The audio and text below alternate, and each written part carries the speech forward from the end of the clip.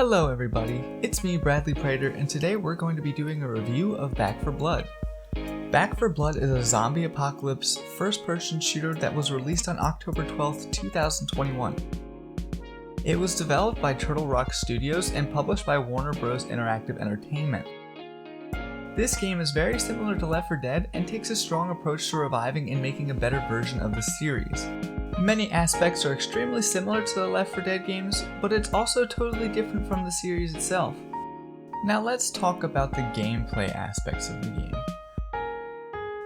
There are two words that I need to use for describing this gameplay, and it's perfectly executed. It's just so hard to explain it, but I'm gonna have to find a way to help you understand the beauty of this game. I mean, I don't even think I've fallen in love with the game this fast since My Summer Car was released. And I have over 600 hours of my life invested into that game. Yes, I do need help. But My Summer Car has been out for many years, and this one is fairly recent. Back 4 Blood has very good controller support and mouse and keyboard support. For me, in all honesty though, I stuck with the mouse and keyboard. I genuinely like to have that ability to be snappy and quick with my aiming. I mean, nothing makes me feel better at the end of the day is when I get home from a nice hard day's worth of work and I get to blow a zombie's head off with exact precision. And that's kind of why I like to stick with the mouse and keyboard. It's fun, and you get way more headshots with it, to be honest. When I first jumped into the game, I only had to do small adjustments to the mouse sensitivity to be fully satisfied with the controls. The ability to know and see where you are is extremely important in this game, and you always have to be on your toes and to be ready to react to anything that sprints full speed at you. I even had a few times where the game gave me a few good jump scares. In terms of playability, the game has quite a few glitches, and some of them are kind of strange. Some of the zombies end up running through walls at moments in time.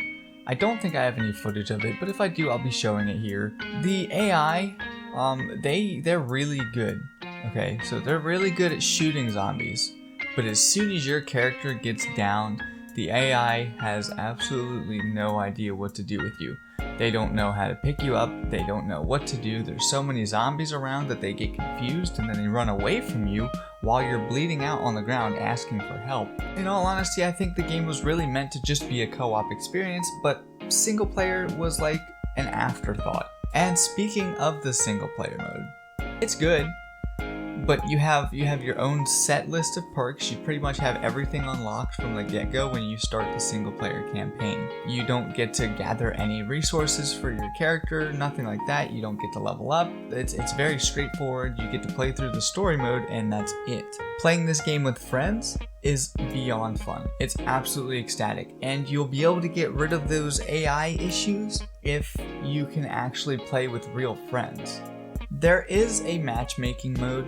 You can match yourself up with other players online. I actually didn't really play that because I had friends, I had people that were ready to play with me while I was recording the video, and we had a good time playing together. So I'm definitely thankful I've got friends to play the game with me, man. I kind of like the customizability of the characters. Like, you're able to make custom outfits, but you have to work really hard to get the outfits for your characters. I think you have to complete certain challenges or something like that. I didn't really try too hard, but there's quite a few characters that are very fun to play with, and each one of them has their set startup weapons and stuff, and that makes you kind of feel like you have a good runner-up with how these characters play. Let's take a look at how the graphics look in this game. The look of this game is absolutely amazing. The color tone and visuals with the grim outlook of the game makes you really feel that you're inside of a zombie apocalypse. The characters and the environments are absolutely stunning and have a fairly high value of look to realism. Even on a lower graphical settings, the game still looks really good. At moments in time, I've genuinely found the zombies to be a little scary when they catch me off guard. I'm pretty sure I've almost peed my pants before playing this stupid game, and it shouldn't be the case, but you turn around and see some ugly, tooth-looking person staring right into your dead soul, it makes you want to crap your pants. And a lot of them are very ugly, so it adds a nice feature and factor to the visuals of the game.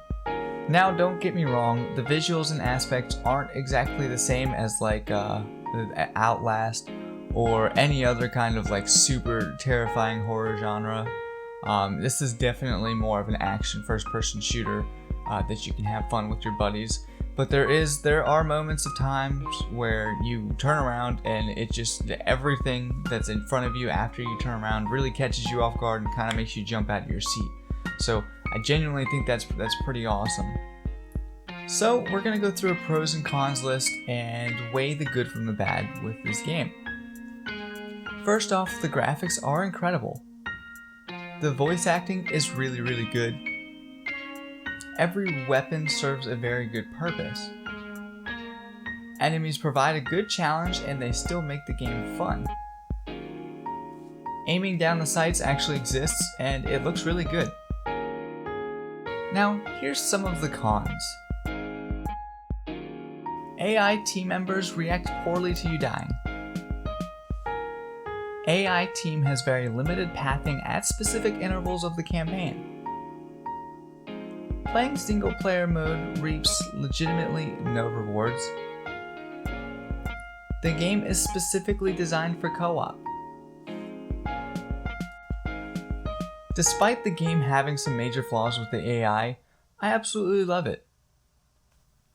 I would change the AI a bit, but I also understand getting the proper behavior out of AI is very close to impossible. Take note that I said very close. If I were to give the game a rating, I would honestly give it a 9 out of 10. It would be 10 out of 10 if I could just get past how rough the AI can present itself in-game. This concludes the ending of my review. If you guys have any opinions about the game, please let me know in the comment section below. If you guys enjoyed watching the video, please consider subscribing. I will be uploading as often as I can, and I want you guys to have an excellent